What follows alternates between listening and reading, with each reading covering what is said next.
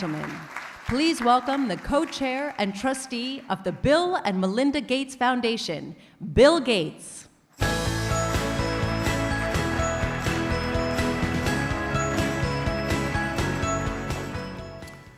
Well, good afternoon, and it's great to be here to address this important topic. I certainly appreciate the leadership from President Macron, Jim Kim, and Michael Bloomberg on this topic.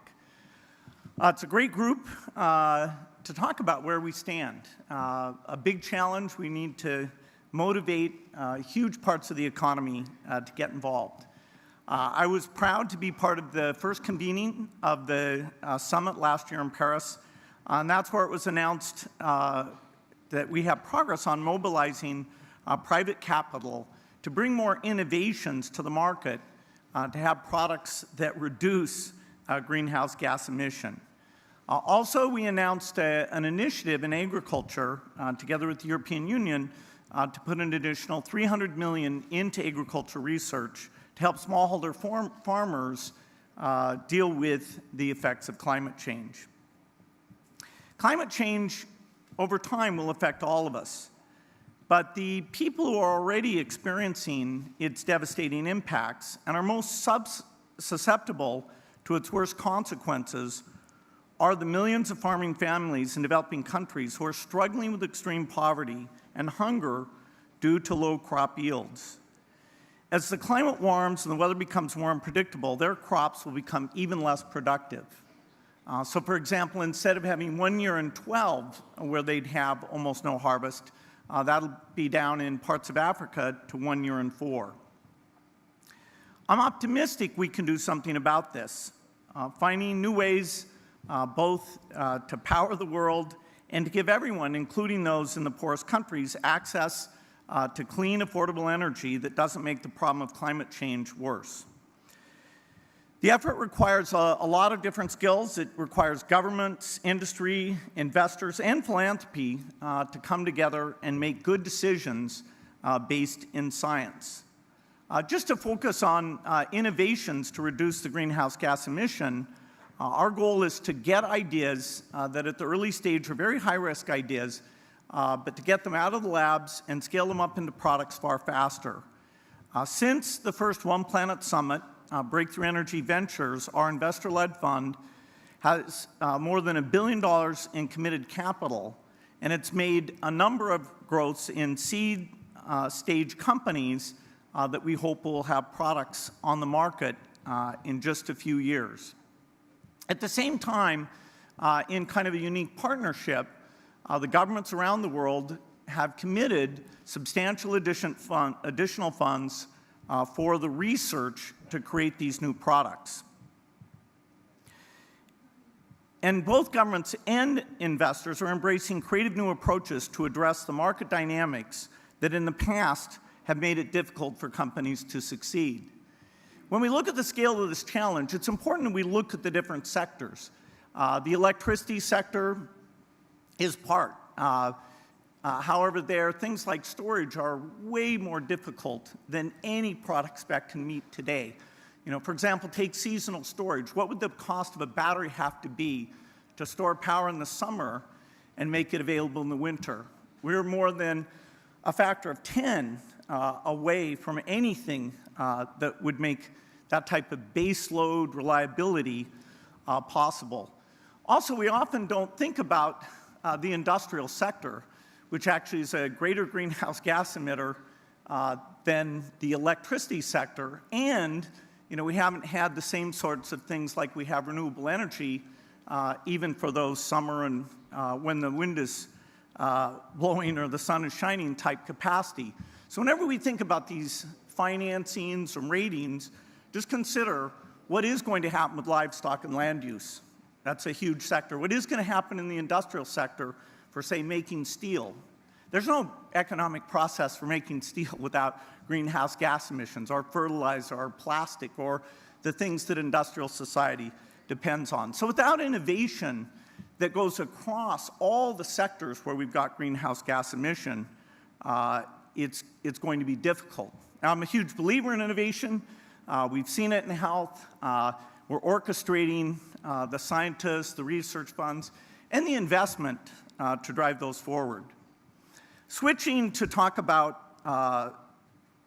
reducing the harm that the warming that's already built in with, of course, quite a bit of lag. So what you're seeing today is very small compared to what you'll see 20 years from now, 40 years from now. And that would be true even if we zeroed out greenhouse gas emissions today, because the warming effects are very lagged, particularly the CO2-driven effects. So, we've just seen the beginning of those impacts. And in some ways, we're not even tracking what it's doing now to these farmers. However, here again, there's hope. Better seeds, better practices can raise the productivity during the good years enough so that you can more than offset some of that weather variance. The European Commission has responded to the challenge, and I'm pleased to say we're working with them to co-invest £50 million this year in 3 exciting new projects. And we're working together to pick even more projects for 2019 and 2020. We'll each invest more than the 50 million euros each year in specific pilot projects that help smallholder farmers. I'm also excited about the work going on in agricultural R&D. Our foundation committed $300 million at the summit, and we've already spent over a third of that on very, very promising new things. At the basic level, the world has a system called the CGIAR that are the groups that do the basic technology to improve these seeds. They fostered the Green Revolution that avoided the famine in Asia. There's another almost factor of 3 in doing that very well, particularly for characteristics like drought tolerance or heat tolerance that will be increasingly important. Also salt tolerance, as the water's coming in and affecting a lot of these agricultural deltas in places like Vietnam. You've got to have new seeds that are not killed by that salt infestation. We need to partner at the national level to get those seeds, particularly for the staple crops, and particularly for the crops that are used in Africa, so that they're adapted to the ecologies and getting out to the farmers and getting feedback from those farmers. We also need to inform those farmers. We need digital soil maps for fertilizer. We need digital systems to help advise those farmers. As part of my personal commitment on these efforts, I'm looking forward to joining a new global commission on adaptation. And that's being led by former UN Secretary General Ban Ki-moon and World Bank CEO Kristalina Georgieva and a number of other people to really split off and say, okay, what about the adaptation effort? And in some ways, mitigation, which is super important, deserves all the attention it's getting, but it's meant that this adaptation piece, including the investments the world makes to help these farmers, has actually been going down over the last 20 years. We're at a moment of high risk, but also great promise. We need policies to support the adoption of these technologies and to help vulnerable populations adapt. We need to make sure that governments and other stakeholders are supporting innovation and helping make sure those innovations get delivered, whether it's in agriculture, energy, the industrial sector, the transport sector, all these different sectors, which is where the greenhouse gas emissions are. I feel sure that if we drive innovation, surprise ourselves with some breakthroughs, we will be able to reduce the emissions, increase access to affordable energy, and help the poorest, including farmers everywhere, have more productivity despite the challenge of climate change. Thank you.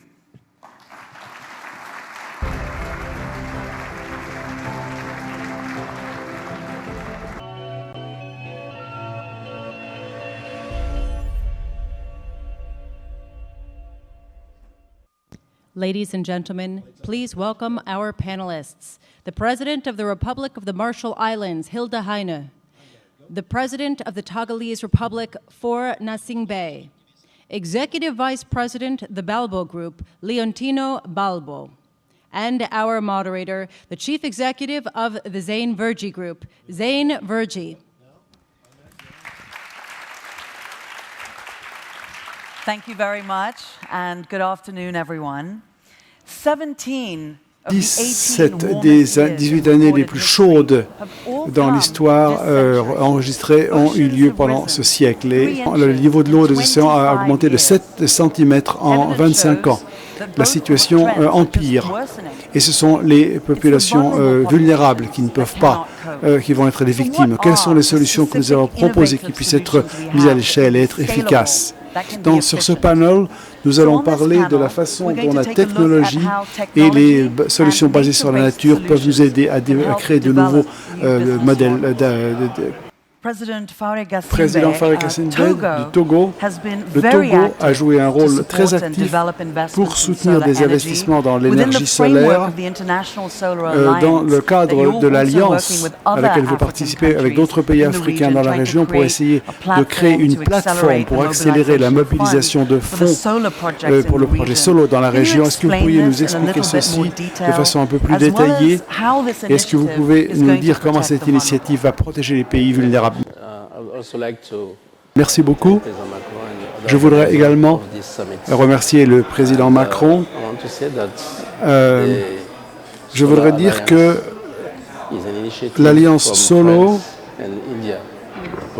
est une initiative de la France et de l'Inde pour développer les investissements dans l'énergie solaire. Nous voulons accroître l'accès à l'énergie pour les populations vulnérables, spécialement des énergies renouvelables pendant les années qui viennent. Nous voulons doubler cet accès et nous voulons montrer comment la technologie peut permettre aux gens d'accéder à l'énergie. Et nous ne sommes pas le seul pays à avoir travaillé là-dessus. Il y a beaucoup d'autres pays qui travaillent dans ce but. Beaucoup de pays qui essayent d'utiliser les ressources financières du secteur privé parce que les ressources du gouvernement sont limitées et nous ne pouvons pas y arriver seuls. Donc nous essayons de créer cette plateforme. Pour créer cette plateforme, nous voulons engager les investisseurs avec les fournisseurs d'équipements, de matériel et de technologie pour voir ce qui est possible de faire. Et nous sommes prêts à changer nos règlements, le règlement de l'État. Ce sont les... nous allons nous engager ensemble pour décider ensemble ce qui doit être fait.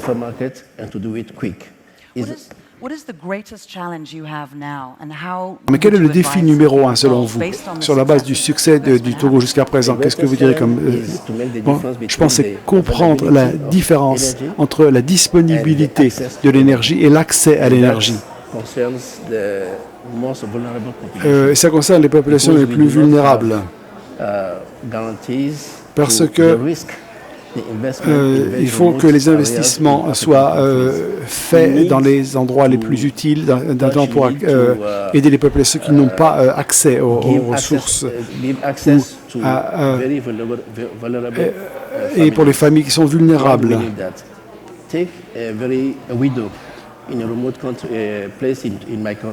Ça, c'est très important. Tous les matins, il faut que les femmes doivent voyager sur 5 km pour couper du bois pour sa famille. Si cette personne pourrait avoir accès à l'énergie plus facilement, cela rendrait sa vie beaucoup plus facile. Et c'est cela que nous voulons faire. Nous allons essayer de faire en sorte d'améliorer la situation pour l'ensemble de notre population. Nous voulons trouver des moyens, notamment un mécanisme qui nous permettra de réduire les risques et d'investir dans des régions éloignées parce que cela permettra d'accroître la prospérité du pays à long terme. Et sinon, nous ne gagnerons pas notre travail. Bettina Barbo, le secteur privé dont le président a parlé va jouer un rôle clé pour assurer la résilience de nos économies. Comment est-ce qu'une solution basée sur la nature pourrait bénéficier à la planète dans son ensemble tout en permettant la croissance économique? Notre projet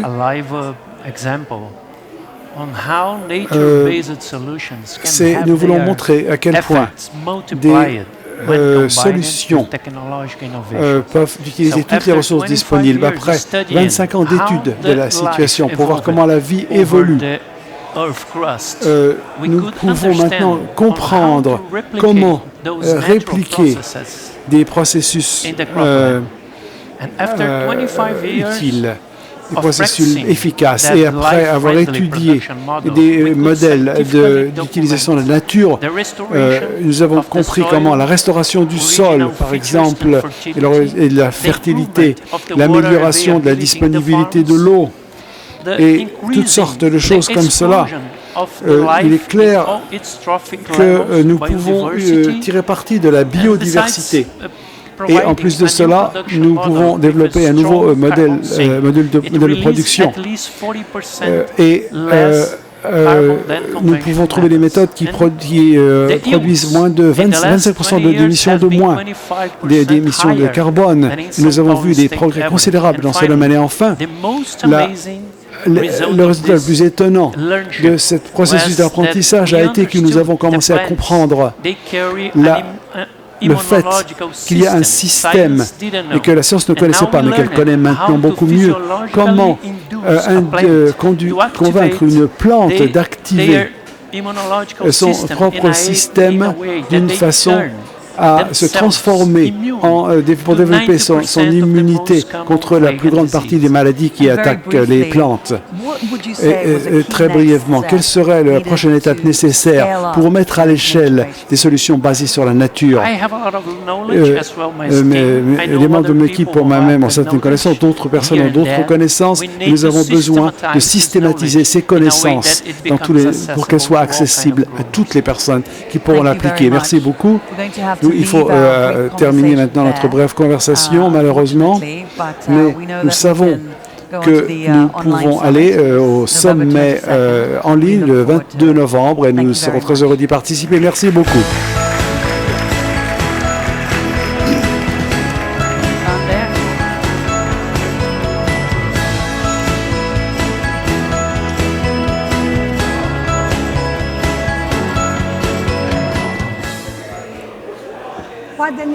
C'était un après-midi qui nous a beaucoup inspirés. Il semble très clair, sur la base de tout ce que nous avons entendu, que les actions sont entreprises et que les progrès sont réalisés. Mais pour que ces progrès continuent, nous avons besoin de leaders à l'échelle mondiale qui n'hésiteront pas à s'acquitter de leurs obligations et responsabilités de leaders. We basically need leaders who will answer the call of history. And so it is a real honor to bring back to the stage, to close our session, a global leader who has really wholeheartedly answered the call of history, the President of France, President Emmanuel Macron.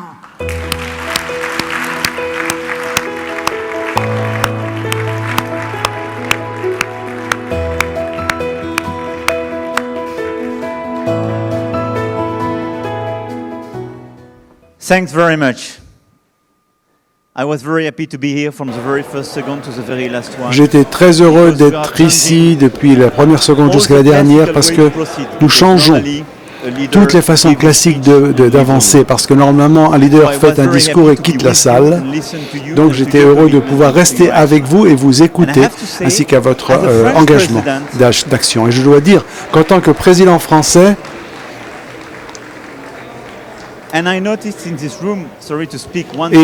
j'ai remarqué dans cette salle, je vais parler de mon pays pendant une seconde, qu'il y avait les présidents de sociétés comme Total, Danone, BP, et qu'ils ont pris sur leur temps des heures pour être ici. Il y a quelques années, certaines sociétés censées faire partie des affaires traditionnelles, c'était totalement impossible d'imaginer la présence de PDG de telles sociétés pendant 2 heures ici. Ça veut dire beaucoup de choses. Ça veut dire que quelque chose est en train de changer et que les attitudes de beaucoup de gens sont en train de changer. Je pense que ce que nous venons de vivre, c'est quelque chose de très nouveau, une nouvelle façon de procéder, et avec la présence de leaders du secteur public comme du secteur privé. Et je veux simplement conclure, parce qu'il reste très peu de temps, mais je veux dire simplement que du côté des gouvernements, nous avons noté les engagements pris par plusieurs dirigeants pour participer à différentes initiatives ou lancer de nouvelles initiatives, des initiatives régionales pour le Pacifique avec la Nouvelle-Zélande, avec les Caraïbes, l'Afrique, mais également une initiative globale, mondiale, pour la neutralité en matière de carbone. Et je veux remercier tous ces dirigeants pour cette initiative et je veux dire que nous devons aller encore plus loin et encore plus vite. Et je soutiens l'initiative annoncée par la Commission européenne. Je soutiens l'initiative de financement durable de la Commission et je pense que nous devons aller encore plus loin pour faire en sorte que nous changions notre marché pour le gaz carbonique et les émissions. Et il faut pousser les gens à investir davantage dans l'énergie verte et décider de trouver de nouvelles incitations pour y arriver. Et cela, c'est pour le côté des dirigeants et des gouvernements. En ce qui concerne ensuite le secteur financier, il est clair qu'avec le Premier ministre de Jamaïque, nous sommes très heureux d'entendre ce qu'il a dit, mais je suis très prudent en ce qui nous concerne nous-mêmes. Parce que nous, collectivement, nous sommes des spécialistes de la façon de parler d'écologie, mais de ne pas vraiment agir comme cela. Et ces 100 millions de dollars, ça peut représenter tout ou rien sur la façon dont c'est utilisé. Donc, nous allons faire notre travail, mais encore plus important que cela, pour moi, le but principal de notre action avec le Premier ministre de Jamaïque, ce sera le changement. Ce ne vont pas dire quelques dollars sur les grandes sociétés pour les investir de financer la lutte contre le changement climatique. Non, ce qu'il faut, c'est changer la philosophie et le fonctionnement en profondeur de ce secteur. Et je veux que ça produise un résultat. Et je vais en parler maintenant. Il s'agit de financer la lutte contre le changement climatique, mais également différentes discussions que nous avons eues sur les partenariats. Nous avons réussi à convaincre plusieurs fonds souverains. Ils sont engagés, ils ont décidé d'investir de l'argent. C'était vraiment fantastique ce qu'ils ont fait. Je les en remercie. Et ils l'ont fait, c'était très bien expliqué par nos amis Elna et le PDG de CPAF, parce que cela est logique pour l'entreprise, c'est rentable, et pour leurs actionnaires, et parce que c'est bon pour leurs enfants. Je veux dire, nous avons différents leaders, notamment responsables des finances dans cette salle, et ils décident, ils ont été de rejoindre ce club et ce partenariat pour le financement de la lutte pour le climat est très important. C'est un changement considérable et c'est vraiment là où tout bascule. Et je veux accélérer le mouvement à obtenir de nouveaux engagements du secteur privé et du secteur financier notamment, parce que cela donnera plus d'argent pour financer notre transition et également parce que cela donne plus d'incitation pour les sociétés. Je pense que nous avons deux alliés importants à mobiliser dans cette bataille. Les citoyens, ils sont ici, ils nous poussent à agir, et les investisseurs. Parce que lorsque les banques investissent et rejoignent cette initiative, elles entraînent les sociétés à changer leur attitude et à investir également davantage dans la lutte contre le changement climatique. Donc, ce partenariat pour le changement climatique est un résultat très important, a produit très important de cette session, et je veux que nous accélérions le travail pour aller plus loin et plus vite dans cette voie. Troisièmement, la Banque mondiale et la Banque de développement. Merci, Jim, pour votre engagement. Pour les batteries notamment, pour la technologie, pour les investissements. Merci de vous axer sur cette question de plus en plus. Ce que vous avez annoncé aujourd'hui était très important. Mais je veux également remercier et encourager les banques de développement régionales des différentes régions du monde pour aller plus loin encore et plus vite. Et c'est pour cela que je confirme en fait l'initiative française pour le laboratoire de capital national. Nous allons investir 24 millions de dollars de plus pour financer ce laboratoire et cette initiative sur la biodiversité. C'est une étape en avant très importante. Je suis persuadé que c'est notre devoir parce que nous faisons partie de ce continent, parce que la France fait partie de ce continent et parce que je pense que le rôle de l'Amérique latine en termes de biodiversité et le fait que 40% de la biodiversité du monde existe sur ce continent américain est très important. Et en marge du G20, le président de l'Argentine et d'autres leaders vont discuter et nous allons annoncer de nouvelles initiatives dans ce cadre. Quatrième point, et mon dernier, comment aller plus loin et plus vite dans l'ensemble. Votre engagement et vos aujourd'hui ont été très importants, je vous en remercie. Mais plusieurs dirigeants ont expliqué que les émissions de CO2 ne peuvent pas être considérées comme le seul combat. Et beaucoup de dirigeants ont expliqué clairement que cette initiative, aujourd'hui, doit être l'initiative de base de tout ce que nous faisons. Ce n'est pas un événement par an ou tous les 6 mois, non. Et ce qu'il faut, c'est le mettre au cœur du business model pour l'avenir. C'est pourquoi je pense que ce sommet, ce laboratoire basé sur une planète est très important et nous allons la promouvoir, faire en sorte qu'il y a beaucoup de PDG, de leaders politiques, ou du secteur public ou du secteur privé, qui réfléchissent à des façons d'innover et d'aller beaucoup plus loin. Comment mettre à l'échelle les premières initiatives qui ont été lancées. C'est une étape très importante. Je pense que nous devrions avoir 3 objectifs principaux. Les émissions, la réduction des émissions pour le CO2, mais également la préservation des océans et de la biodiversité. Et